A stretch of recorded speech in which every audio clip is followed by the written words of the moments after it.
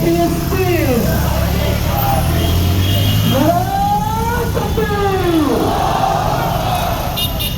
গাড়ি বলতে স্টার্ট করবেন।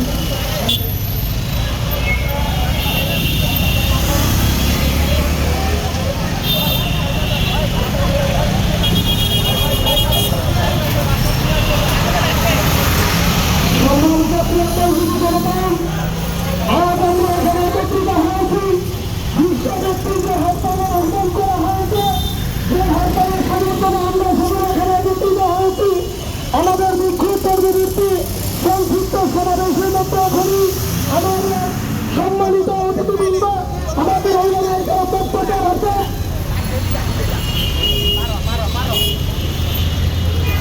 এখন আমাদের সামনে বক্তব্য রাখবেন হযরত মাওলানা মুফতি আমিরুল ইসলাম দামাত বরকাতুহু। হযরতকে মূল্যবান বক্তব্য রাখার জন্য সুবিধায় অনুরোধ করা হচ্ছে।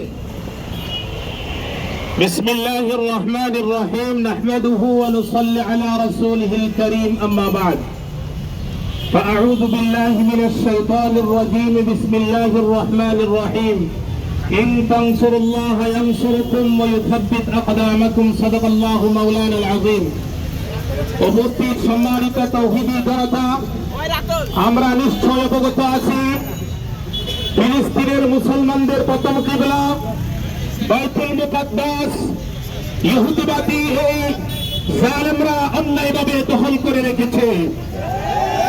মুসলমানদের প্রথম কিবলা বাইতুল মুকাদ্দাস মুসলমানের শরীরে প্রাণ থাকতে কখনো ছাড়তে পারি না।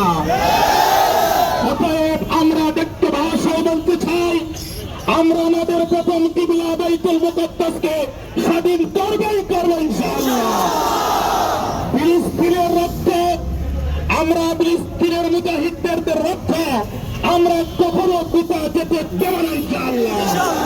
যতদিন পর্যন্ত আমাদের দমনিত রক্ত থাকে, আমাদের শরীরে প্রাণ সঞ্চারিত থাকে, আমরা আমাদের মুসলিম ফিলিস্তিনি ভাই বোনদের এই রক্তের বদলা নেবই নেব ইনশাআল্লাহ। পরিশেষে আমি বলতে চাই, আমাদের পার্শ্ববর্তী রাষ্ট্র এই ভারতে মুসলমানদেরকে নির্যাতন করা হয়েছে। মুসলমানদের অর্থ সম্পত্তিগুলো বাজেয়াপ্ত করার জন্য অন্যায়ভাবে তারা অর্থ বিল পাস করেছে। আমরা এই বিলের প্রতিবাদ জানাচ্ছি, নিন্দা জানাচ্ছি।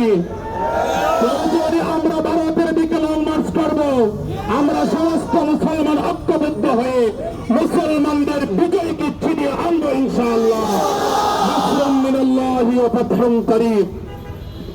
এখন আমাদের সামনে বক্তব্য রাখবেন হযরত মাওলানা মুফতি হাসান সাহেব, মুহতামিম সালামাত মাদ্রাসা।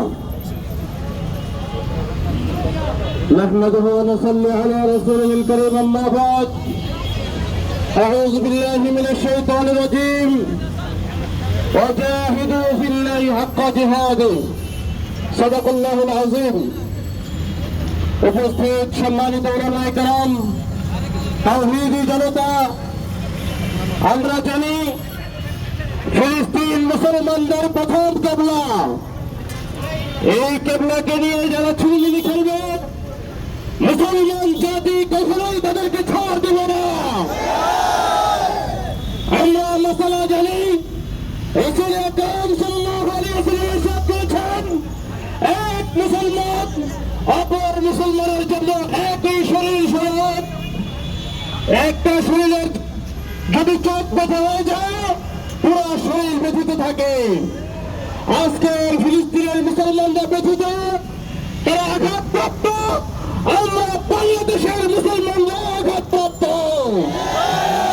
নিজের শরীরে আঘাত লাগলে যেভাবে ব্যথিত হয়, আমরা মুসলিম এই ফিলিস্তিন ভাইদের আঘাতে নিজেদের শরীরদেরকে শরীরের মাঝে ব্যথা অনুভব করছে। সংগ্রামী মুসলিম তাওহীদি জনতা, আমাদের উপরে আল্লাহর কর্তৃত্ব জিহাদ ফরজ হয়ে গিয়েছে। মুসলমানদেরকে বসে থাকলে চলবে না, জিহাদে ঝাঁপিয়ে পড়তে হবে। আজকের ভারতের মুসলমানরা নির্যাতিত, অর্থ আইনের মাধ্যমে আমাদের অর্থ সম্পত্তিকে বিনষ্ট করার পায়তারা করা হচ্ছে।